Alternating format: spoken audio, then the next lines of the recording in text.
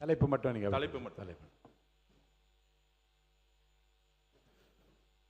2036 Olympic போட்டிகளை இலக்காக கொண்டு 8 முதல் 18 வயதுக்குட்பட்ட விளையாட்டில் திறமையான இளம் மாணவ மாணவரை அடையாளம் கண்டு எதிர்கால ஒலிம்பிக் சாம்பியன்களாக உருவாக்க SDAT திறன் கண்டறிதல் பிரிவு SDAT talent research wing TRW ரூபாய் 5 கோடி மதிப்பீட்டில் ஏற்படுத்தப்படும்.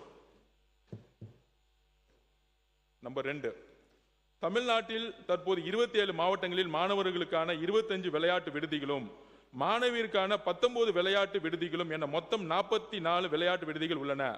அனைத்து மாவட்டங்களிலும் மாணவ மாணவியர்களுக்கான புதிய விளையாட்டு விடுதிகள் ஏற்படுத்தப்படும்.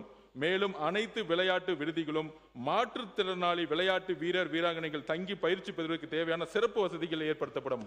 38 டிஸ்ட்ரிக்டும் நம்ம விளையாட்டு விடுதிகளை ஓபன் செய்ய போறோம்.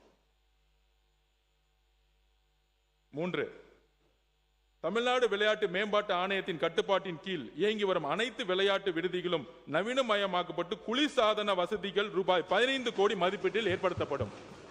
இந்த 38 ஸ்போர்ட்ஸ் ஹாஸ்டல்லையும் குளிர்சாதன வசதி AC அனைத்து விளையாட்டு வீரர்களுக்கும் ஏற்படுத்தி கொடுக்கப்படும். ஒலிம்பிக் மற்றும் சர்வதேச விளையாட்டு போட்டிகளில் பதக்கங்கள் வெல்லும் நோக்கில் 10 ஒலிம்பிக் சிறப்பு விளையாட்டு மையங்கள் ஒலிம்பிக் சென்டர் ஆஃப் எக்ஸலன்ஸ் அமைக்கப்படும். இன்டர்நேஷனல் ஸ்டாண்டர்ட் லெவலில் பாரா ஒலிம்பிக் மற்றும் பிற சர்வதேச பாரா போட்டிகளில் பதக்கம் வெல்லும் நோக்கில் சென்னையில் பாரா ஒலிம்பிக் சிறப்பு விளையாட்டு மையம் பாரா ஒலிம்பிக் சென்டர்ஸ் எக்ஸலன்ஸ் அமைக்கப்படும். பாரா ஒலிம்பிக்ஸ்க்காக சிறப்பு ஒலிம்பிக் சென்டர்ஸ் உருவாக்கப்படுங்கிறத பதிவு பண்றோம். அப்புறம் பிளே ஃபார் ஆல் என்ற புதிய திட்டத்தின் கீழ் ஊராட்சி ஒன்றியங்கள் மற்றும் நகராட்சி உள்ளாட்சி அமைப்புகளுக்கு உட்பட்ட விளையாட்டு மைதானங்கள் விளையாட்டு வீரர்கள் மற்றும் பொதுமக்கள் பயன்பெறும் வகையில் மேம்படுத்தப்படும். இதன்படி முதற்கட்டமாக 500 விளையாட்டு மைதானங்கள் அடையாளம் காணப்பட்டு தமிழ்நாடு விளையாட்டு மேம்பாட்டு ஆணையத்துடன் இணைக்கப்பட்டு ரூபாய் 50 கோடி மதிப்பீட்டில் தரம் உயர்த்தப்படும். இது மாண்புமிகு முதலமைச்சர் அவருடைய கனவு திட்டம்.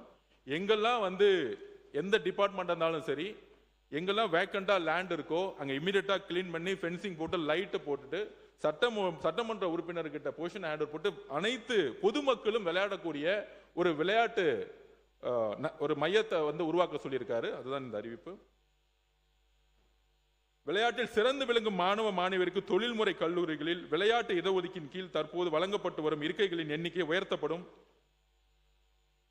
பெரம்பூர் மற்றும் வில்லிவாக்கம் சட்டமன்ற தொகுதிகளில் விளையாட்டு வீரர் வீராங்கனைகள் மற்றும் பொதுமக்கள் பயன்பெறும் வகையில் புதிய பல்நோக்கு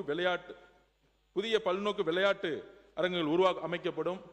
என்னுடைய பேச்சிலே நான் சொல்லியிருக்கணும், என்னை இந்த அவைக்கு அனுப்பிய